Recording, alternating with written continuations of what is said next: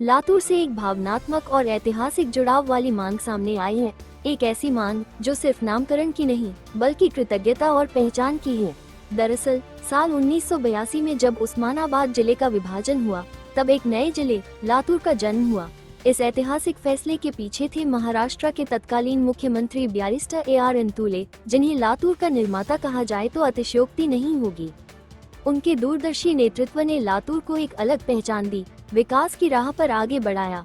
लेकिन कहते हैं ना, जिसने नींव रखी उसका सम्मान करना ही असली इंसानियत है। और नेकी कर दरिया में डाल जैसी बातें आज इस संदर्भ में चुभती हुई नजर आती हैं, क्योंकि 4 दशक बीत जाने के बाद भी लातूर में अंतुले साहब के नाम पर कोई बड़ी शासकीय इमारत या संस्था नहीं है।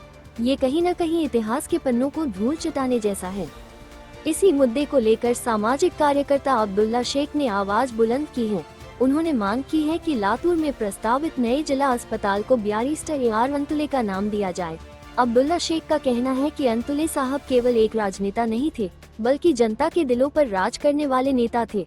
उन्होंने आम लोगों की समस्याओं को प्राथमिकता दी और प्रशासन को संवेदनशील बनाया। ऐसे महान नेता को भुला देना आंखों पर पट्टी बांध लेने जैसा होगा।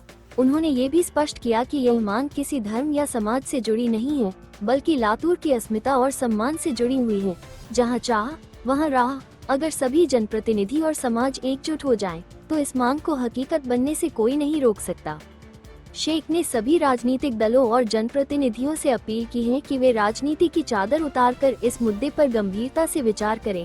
साथ ही उन्होंने ये भी सुझाव दिया कि लातूर रेलवे स्टेशन को भी अंतुले साहब का नाम दिया जाए, ताकि आने वाली पीढ़ियां उनके योगदान को याद रखें। अब देखना ये होगा कि प्रशासन और जनप्रतिनिधि इस मांग को कितनी गंभीरता से लेते हैं।